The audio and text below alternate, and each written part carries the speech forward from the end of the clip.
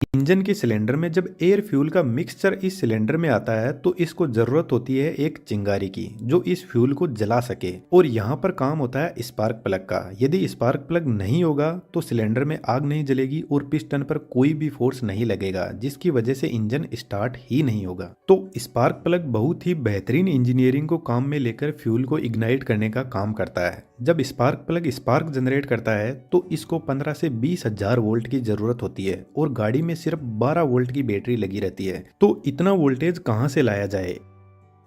इसके लिए spark plug को इतना वोल्टेज देने का काम करती है इग्निशन कोयल। इग्निशन कोयल एक ट्रांसफॉर्मर ही होता है जो बैटरी से मिल रहे 12 वोल्ट को बहुत हाई वोल्टेज में बदल देता है। इस कोयल के बीच में एक आयरन की कोर होती है कुछ इस टाइप की, और इस कोर के चारों तरफ सबसे पहले प्राइमरी वाइंडिंग को सेट किया जाता है।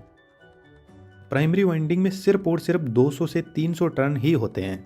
अब प्राइमरी वाइंडिंग को सिर्फ 12 वोल्ट की सप्लाई मिल रही है बैटरी से, तो इस वोल्टेज को थोड़ा सा बढ़ाने के लिए एक कैपेसिटर और कॉन्टेक्ट ब्रेकर को साथ में लगाते हैं। कैपेसिटर और कॉन्टेक्ट ब्रेकर बैटरी से मिल रहे 12 वोल्ट को बढ़ाकर प्राइमरी वाइंडिंग में 300 वोल्ट तक पहुंचा देते हैं। प्राइमरी वाइंडिंग के बीच में सेकेंडरी वाइंडिंग को सेट किया जाता है और सेकेंडरी वाइंडिंग में 20 से 21 हजार नंबर ऑफ टर्न्स होते हैं कुछ इस टाइप से।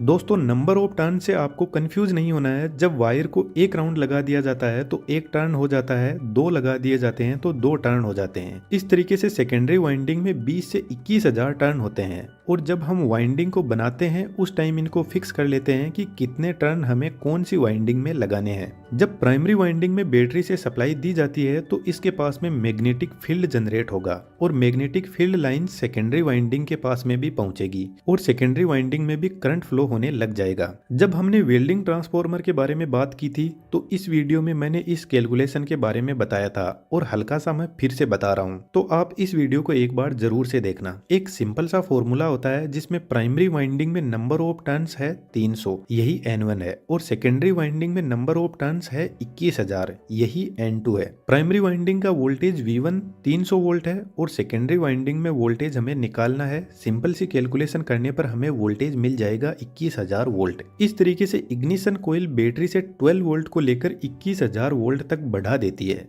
और यह वोल्टेज जाता है स्पार्क प्लग के पास में जो सिलेंडर के ऊपर लगा रहता है। स्पार्क प्लग के बीच में सेंटर इलेक्ट्रोड होता है। यह इलेक्ट्रोड निकेल या प्लेटिनम का बना होता है और इसी इलेक्ट्रोड से 21,000 या इससे भी ज्यादा वोल्टेज फ्लो करता है। और आज के टाइम में आपको पता है गाड़ियों में बहुत सारे फंक्शन होते हैं, ब्लूटूथ कनेक्टिविटी, इंटरनेट फैसिलिटी, और इन वायरलेस फंक्शन की इलेक्ट्रोमैग्नेटिक या रेडियो वेव भी होती है और यह वेव इस हाई वोल्टेज को इंटरफेरेंस कर सकती है। इसलिए इस सेंटर इलेक्ट्रोड के बीच में एक रेजिस्टेंस लगा रहता है जो बाहर से मिल रहे एक्सटर्नल इंटरफेरेंस को खत्म करने का काम करता है। 21,000 वोल्ट बहुत ज्यादा है तो यह कार में बैठे हुए लोगों को नुकसान पहुंचा सकता है। इसलिए सेंटर इलेक्ट्रोड के चारों तरफ एल्यूमिनियम ऑक्साइड सेरेमिक से बना हुआ इंसुलेटर लगा रहता है। यह इंसुलेटर हाई प्रेशर और टेम्परेचर को सहन कर सकता है, क्योंकि जब स्पार्क प्लग स्पार्क क्रिएट करता है तो सिलेंडर के अंदर फ्यूल और एयर का मिक्सचर जलता है जिससे एक धमाका होता है और इस धमाके में कंप्रेस हुई गैसेस पिस्टन पर फोर्स लगाती है और पिस्टन नीचे की तरफ जाता है और पिस्टन क्रैंकशाफ्ट पर फोर्स लगाता है और क्रैंकशाफ्ट रोटेट करने लग जाती है।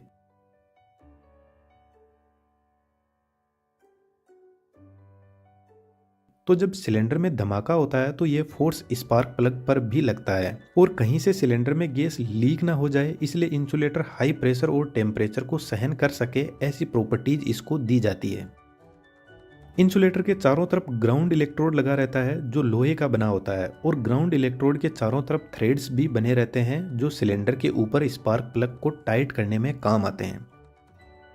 अब जो स्पार्क प्लग का वर्किंग प्रिंसिपल है वह रियली में कमाल का है। सेंटर इलेक्ट्रोड और ग्राउंड इलेक्ट्रोड के बीच में हल्का सा गैप रखा जाता है। जो सेंटर इलेक्ट्रोड होती है वह पॉजिटिव का काम करती है और ग्राउंड इलेक्ट्रोड नेगेटिव का। और ग्राउंड इलेक्ट्रोड सिलेंडर के साथ में टच रहती है और सिलेंडर इंजन से और इंजन कार की बॉडी से। इसलिए आपने देखा होगा कि कार की बैटरी का नेगेटिव टर्मिनल को कार की बॉडी से टच किया जाता है ताकि नेगेटिव के लिए हमें अलग से वायर ना लगाना पड़े। कार की बॉडी ही नेगेटिव वायर का काम करती है। आप घर पर ट्राई करना, किसी बैटरी के पॉजिटिव और नेगेटिव को जब हम टच करते हैं तो एक स्पार्क जनरेट होता है, लेकिन वहां पर जब हम दोनों वायर को टच करेंगे तभी स्पार्किंग होगी। लेकिन स्पार्क प्लग में बहुत हाई वोल्टेज होता है और इतने वोल्टेज के पास में नेगेटिव वायर को ले जाएंगे तो टच करने की जरूरत नहीं है, दूर से ही स्पार्किंग होने लग जाएगी। तो जब सिलेंडर के अंदर एयर फ्यूल का मिक्सचर ऊपर की तरफ कंप्रेस हो जाता है तब स्पार्क प्लग में सप्लाई दी जाती है, और जैसे ही सप्लाई दी जाएगी तो एक जबरदस्त स्पार्क क्रिएट होगी और यही स्पार्क फ्यूल में आग लगा देगी और स्पार्क प्लग की सप्लाई बंद कर दी जाएगी। अब इतने हाई वोल्टेज की वजह से स्पार्क प्लग का टेम्परेचर 1000 डिग्री सेंटीग्रेड तक बढ़ जाता है, लेकिन interestingly spark plug combustion chamber में टेम्परेचर को बढ़ाते नहीं है बल्कि कम करते हैं। जो हाई स्पीड कार आती है जैसे स्पोर्ट्स कार, उनमें इंजन बहुत ज़्यादा फास्ट काम करता है जिसकी वजह से उनका इंजन बहुत ज़्यादा गर्म रहता है, तो उनमें लगे हुए स्पार्क प्लग में इंसुलेशन की लेंथ कम होती है जिसकी वजह से हीट जल्दी बाहर निकल जाती है और स्पार्क प्लग कंबसन चेंबर में अनवांटेड हीट को बाहर निकाल देता है, इसलिए इनको कोल्ड स्पार्क प्लग भी बोलते हैं। लेकिन एक ऐसी कार जिसकी स्पीड नॉर्मल है, इंजन के आरपीएम भी ज्यादा नहीं है, तो उनमें हॉट स्पार्क प्लग लगा रहता है जिनमें लॉन्ग इंसुलेशन होता है जिसकी वजह से इनको कूल होने में टाइम लगता है। तो स्पार्क प्लग हर कार के इंजन के हिसाब से लगाया जाता है। स्पार्क प्लग की एक लाइफ होती है। जिन स्पार्क प्लग में सेंटर इलेक्ट्रोड निकेल की लगी रहती है उनमें 30,000 किलोमीटर के बाद में स्पार्क प्लग को बदलना पड़ता है। अब एक छोटा सा प्रमोशन कर लेते हैं। यदि आपको किसी भी टाइप का एनिमेशन सीखना है, character animation, cartoon animation, building and architecture animation, engineering, machines का एनिमेशन, जो भी आपके दिमाग में हो, आप हमारे बेहतरीन 3D एनिमेशन के कोर्स को ज्वाइन कर सकते हो। सब कुछ आपको पूरा डिटेल से स्टेप बाय स्टेप सिखाया गया है और सबसे इंपॉर्टेंट, एनिमेशन में डाउट आना बहुत बेसिक है, तो हमारी प्राइवेट कम्युनिटी में हम एनी टाइम आपकी हेल्प के लिए अवेलेबल रहते हैं और लाइव क्लास में मैं खुद आपके डाउट्स को सोल्व करूंगा। तो एनिमेशन के अलावा भी आपको बहुत कुछ सीखने को मिलेगा। डिस्क्रिप्शन में डिटेल्स अवेलेबल है, जरूर से चेकआउट कीजिएगा। अब वापस टॉपिक पर आते हैं। अब स्पार्क प्लग के आग लगाते ही काम शुरू होता है पिस्टन और सिलेंडर का।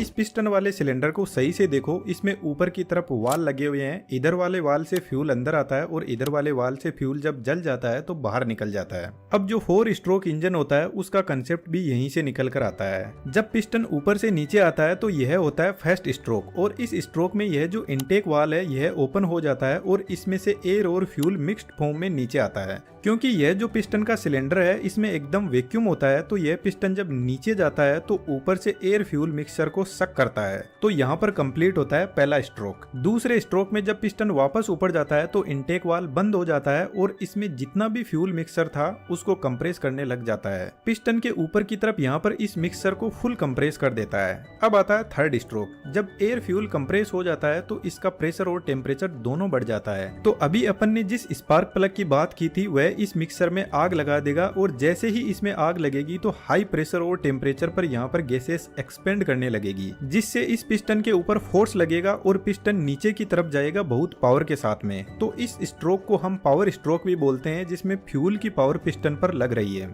अब लास्ट में आता है फोर्थ स्ट्रोक। इसमें जो फ्यूल था वह तो जल गया, तो अब उसका यहाँ पर सिर्फ एग्जॉस्ट मटेरियल बचा हुआ है। तो इधर वाला एग्जॉस्ट वाल ओपन होता है और जब पिस्टन ऊपर की तरफ जाएगा तो यहाँ पर जली हुई जो भी गैसेस है उनको बाहर निकाल दिया जाता है। तो एक्चुअल में जब 4 स्ट्रोक पूरे हुए तब जाकर हमें एक पावर स्ट्रोक मिला, और 3 स्ट्रोक में पिस्टन ने फ्यूल को सक किया, कंप्रेस किया और एग्जिट किया। यानी हमारी जो क्रैंकशाफ्ट है जब 2 बार अपना रोटेशन पूरा करती है तब जाकर यहाँ पर 4 स्ट्रोक पूरे होते हैं और हमें सिर्फ एक पावर स्ट्रोक मिलता है। तो जब 4 स्टेप में फ्यूल की एक प्रोसेस पूरी होती है तो उसको हम 4 स्ट्रोक इंजन बोलते हैं। अब मान लो हमारे इंजन में ऐसे ही 4 पिस्टन 4 अलग अलग सिलेंडर में लगे हुए हैं, तो हम ऐसा कह सकते हैं कि चारों सिलेंडर में से किसी एक सिलेंडर में पावर स्ट्रोक अवेलेबल रहता है। तो जितने गाड़ी में पिस्टन होते हैं उतने ही गाड़ी के सिलेंडर होते हैं। 8 पिस्टन तो गाड़ी हमारी 8 सिलेंडर हो जाएगी। तो जहाँ हाई पावर की जरूरत होती है वहाँ पर हमें सिलेंडर बढ़ाने पड़ते हैं। अब फ्यूल जलने के बाद में साइलेंसर का काम स्टार्ट होता है, इस वाले का नहीं, इसका, जो एक गजब की इंजीनियरिंग है।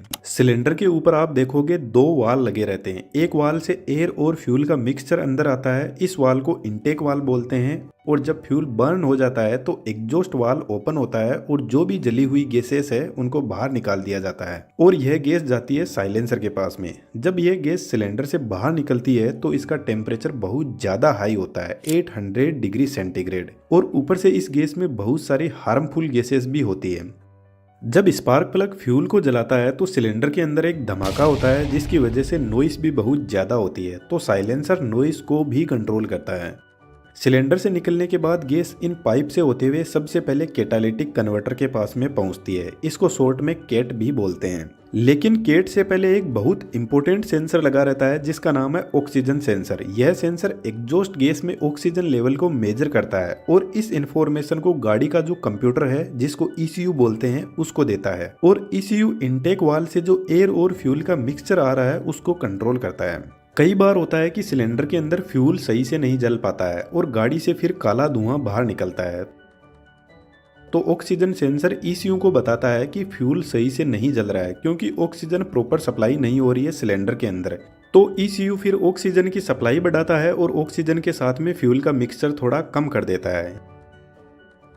यदि यह सेंसर खराब होता है तो गाड़ी का माइलेज भी खराब होता है। ऑक्सीजन सिलेंडर से होते हुए गैस कैटालिटिक कन्वर्टर के पास में पहुंचती है। कैट सिलेंडर के पास में ही लगा रहता है क्योंकि इसको काम करने के लिए हाई टेम्परेचर की जरूरत पड़ती है। तो जब गैस कैट के पास पहुंचती है तो इसका टेम्परेचर 400 डिग्री सेंटीग्रेड होता है। इससे कम टेम्परेचर में यह काम नहीं करता। इस कन्वर्टर के अंदर बहुत सारे ऐसे डक्ट बने रहते हैं और यह डक्ट प्लेटिनम, रोडियम और पैलेडियम जैसी महंगी मेटल से बने रहते हैं। इसलिए कैटालिटिक कन्वर्टर गाड़ी का एक कॉस्टली इक्विपमेंट होता है। जब सिलेंडर से गैस बाहर निकलती है तो उसमें बहुत हार्मफुल गैस होती है जैसे नाइट्रोजन ऑक्साइड, हाइड्रोकार्बन और कार्बन मोनोऑक्साइड। जब यह गैस कैट के इन डक्ट से होते हुए बाहर निकलती है तो यह रिएक्शन करके लेस हार्मफुल गैसेस जैसे नाइट्रोजन, वाटर और कार्बन डाइऑक्साइड में बदल जाती है। इसलिए आपने कई बार देखा होगा कि गाड़ियों के साइलेंसर में से पानी निकलता है क्योंकि कैटालिटिक कन्वर्टर में जब रिएक्शन होती है तो हाइड्रोकार्बन ऑक्सीजन से रिएक्शन करके वाटर और कार्बन डाइऑक्साइड में कन्वर्ट हो जाता है। कैट कन्वर्टर के आगे एक और ऑक्सीजन सेंसर लगा रहता है। यह सेंसर भी ऑक्सीजन सेंस करके ECU को देता है और ECU इस डेटा को फर्स्ट ऑक्सीजन सेंसर से कंपेयर करती है और चेक किया जाता है कि कहीं फर्स्ट सेंसर कोई मिस्टेक तो नहीं कर रहा है। इसके बाद में कैटालिटिक कन्वर्टर एक महंगा इक्विपमेंट होता है, इसलिए second oxygen sensor catalytic converter की एक्यूरेसी भी चेक करता है। और जब कैट कन्वर्टर खराब हो जाता है तो इन्हीं सेंसर के डेटा कंपैरिजन से हमें गाड़ी की स्क्रीन पर कुछ ऐसा इंडिकेशन दिख जाता है। अब यहाँ से गैस आगे जाती है मफलर के पास में जिसको साइलेंसर बोलते हैं, और यह डिवाइस बहुत ही कमाल की होती है। यदि यह डिवाइस गाड़ी में अच्छी लगाई हुई है तो गाड़ियों की सेल भी सिर्फ इसी डिवाइस से डिसाइड हो सकती है। साइलेंसर नॉइस को कंट्रोल भी करता है और उसको ट्यून भी करता है। कार स्पोर्ट कार जैसी आवाज निकालेगी या नॉर्मल आवाज निकालेगी, यह साइलेंसर पर डिपेंड करता है। हालांकि यहाँ पर गाड़ी के इंजन की स्पेसिफिकेशन भी मैटर करती है, लेकिन फिर भी कुछ लोगों को आपने देखा होगा एकदम नॉर्मल बाइक में साइलेंसर बदलवाकर उनकी आवाज स्पोर्ट बाइक जैसी बना देते हैं। अब दोस्तों आपके लिए एक क्वेश्चन है, हम जिस इंजन की बात कर रहे हैं वो पेट्रोल इंजन है या डीजल इंजन है? कमेंट बॉक्स में जरूर से लिखना। यदि आपने लाइफ अड्डा के पीछे के वीडियोस देखे हैं तो आपको इस क्वेश्चन का आंसर जरूर से पता होगा।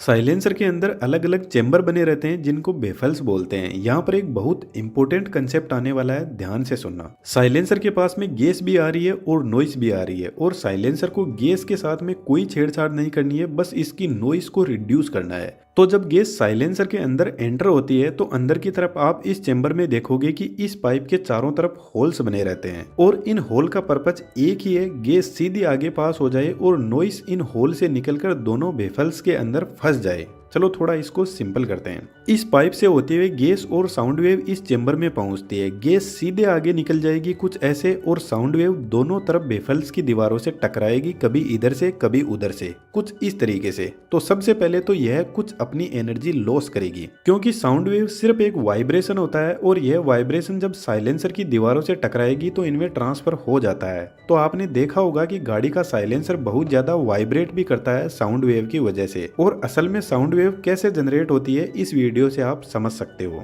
अब यहाँ पर एक इम्पोर्टेंट कंसेप्ट आता है, जैसे मान लो एक साउंड वेव आई, पहले इधर वाले बेफल से टकराते हुए कुछ इस टाइप का शेप बनाएगी, फिर दूसरी साउंड वेव आई और उसने कुछ ऐसा शेप बनाया। अब आप देखोगे दोनों साउंड वेव एक दूसरे के जस्ट ऑपोजिट है, और जब दोनों साउंड वेव एड होगी तो एक दूसरे को कैंसिल आउट कर देगी, और इसी चीज को नॉइस कैंसिलेशन बोलते हैं। आपने बहुत सारे हेडफोन या माइक्रोफोन में लिखा हुआ देखा होगा कि इनमें नॉइस कैंसिलेशन होता है। तो उनका बेसिक मतलब यही होता है कि उनमें चेंबर्स बने रहते हैं, और मेन साउंड के अलावा जो एक्स्ट्रा साउंड होती है उसकी ऑपोजिट साउंड वेव को प्ले करके उसको कैंसिल आउट कर दिया जाता है। तो साइलेंसर के अंदर बेफल्स की डिजाइन भी इसी तरीके से होती है। यहाँ पर ऑपोजिट साउंड वेव को स्ट्राइक करवाकर उनको कैंसिल आउट कर दिया जाता है। अब आप यहाँ पर देखोगे कि यह जो चेंबर है इसमें गैस अंदर तो आ रही है लेकिन इससे कोई बाहर एग्जिट का ऑप्शन नहीं है, तो यह एक एयर रिजर्वोयर की तरह काम करता है। और जब साउंड वेव इसमें आती है तो साउंड वेव की फ्रीक्वेंसी और यहाँ पर पड़ी हुई एयर की नेचुरल फ्रीक्वेंसी जब मैच हो जाती है तो रेजोनेंस फ्रीक्वेंसी क्रिएट होती है। अब रेजोनेंस क्या होता है, जैसे एक साउंड वेव फ्रीक्वेंसी है और जब ये नेचुरल फ्रीक्वेंसी से मैच होती है तो एकदम हाई साउंड वेव जनरेट होती है, इसी को रेजोनेंस फ्रीक्वेंसी बोलते हैं। और यह जो हमें पीक साउंड मिली है इसी से गाड़ियों की आवाज बदल जाती है, तो यह चेंबर गाड़ियों की आवाज को ट्यून करता है और एक बेहतर आवाज निकालता है, और इस चेंबर को हेल्महोल्ट्ज चेंबर बोलते हैं। फिर इसके बाद में साउंड वेव इधर से होते हुए इस चेंबर में पहुंचेगी और यहाँ पर भी सेम वही प्रोसेस होगी नॉइस कैंसिलेशन की। तो हेल्महोल्ट्ज चेंबर नॉइस को ट्यून करते हैं और बेफल्स नॉइस कैंसिलेशन करते हैं। हमने जो मफलर की बात की है वह एक टर्बो मफलर है जो आजकल मोस्टली यूज होता है। इस तरीके से इन सभी चेंबर में नॉइस कैंसिलेशन का काम होता है और फाइनली गैस बाहर निकलती है। अब कुछ गाड़ियों में 2 मफलर भी होते हैं, कुछ में एक ही होता है। यह गाड़ी के इंजन पर डिपेंड करता है और मफलर से गैस टेल पाइप से होते हुए बाहर निकल जाती है और जब गैस बाहर निकलती है तो इसका टेम्परेचर 100 डिग्री सेंटीग्रेड तक पहुंच जाता है। अब यदि आपने थोड़ा सा अपने दिमाग पे जोर डाला हो तो आपको समझ आया होगा कि यह तो एक रनिंग इंजन की कहानी है। यह जितने भी इंजन होते हैं ये सेल्फ स्टार्ट नहीं होते हैं, इनको स्टार्ट हमें स्टार्टर मोटर से करवाना पड़ता है या फिर ऐसे रस्सी से घुमाना पड़ता है। तो जब हम गाड़ी स्टार्ट करते हैं तो गाड़ी में बैठकर स्विच को ऑन करते हैं और सिर्फ 1 या 2 सेकंड में हमारी गाड़ी स्टार्ट हो जाती है। एक्चुअल में जब हम स्विच को ऑन करते हैं तो गाड़ी का जो स्विच होता है वह स्टार्टर मोटर और जो बैटरी है उसका इलेक्ट्रिक सर्किट को क्लोज करता है। तो जैसे ही सर्किट क्लोज होता है तो स्टार्टर मोटर इस फ्लाईव्हील को रोटेट करवाना शुरू कर देगी और यह फ्लाईव्हील जुड़ा रहता है क्रैंकशाफ्ट से। जो स्टार्टर मोटर होती है यह बहुत पावरफुल मोटर होती है जिसका नाम pre engage type starter motor है। इस मोटर के ऊपर यह जो एक छोटी सी डिवाइस लगी है इसका नाम सोलेनोइड है। इस सोलेनोइड में इलेक्ट्रोमैग्नेट लगी होती है, तो जब हम गाड़ी का स्विच ऑन करते हैं तो सबसे पहले बैटरी की सप्लाई इस सोलेनोइड को मिलती है। सोलेनोइड के अंदर प्लंजर होता है, तो सप्लाई मिलते ही इसमें लगी इलेक्ट्रोमैग्नेट एक्टिवेट होती है और प्लंजर को पीछे की तरफ खींचती है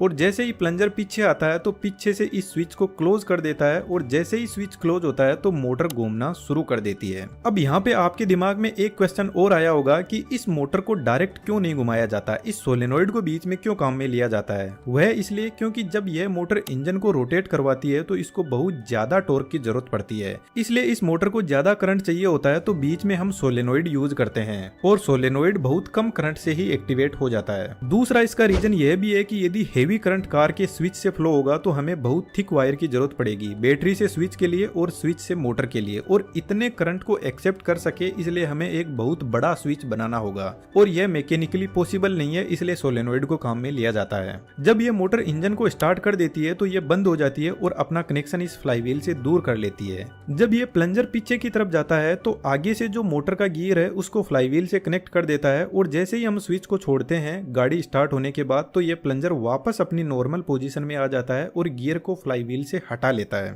इंजन को स्टार्ट करने के बाद में मोटर इसलिए अपने आप को दूर कर लेती है क्योंकि इंजन स्टार्ट होने के बाद में उसकी स्पीड बहुत ज्यादा होती है और यह मोटर हाई टॉर्क मोटर होती है, हाई स्पीड नहीं होती है, अदरवाइज तो यह खुद ही खराब हो जाएगी। और जैसे ही इंजन स्टार्ट होता है इसके बाद में spark plug, piston, cylinder, silencer सब का काम शुरू हो जाता है। तो दोस्तों यह एक इंजन की वर्किंग का कंप्लीट मैकेनिज्म है। मेरे ख्याल से आपको समझ आया होगा। कमेंट में जरूर से बताइएगा आपको यह वीडियो कैसा लगा। हमारे बेहतरीन 3D एनिमेशन को सीखना चाहते हो तो डिस्क्रिप्शन में डिटेल्स अवेलेबल है, जरूर से चेकआउट कीजिएगा। Thank you.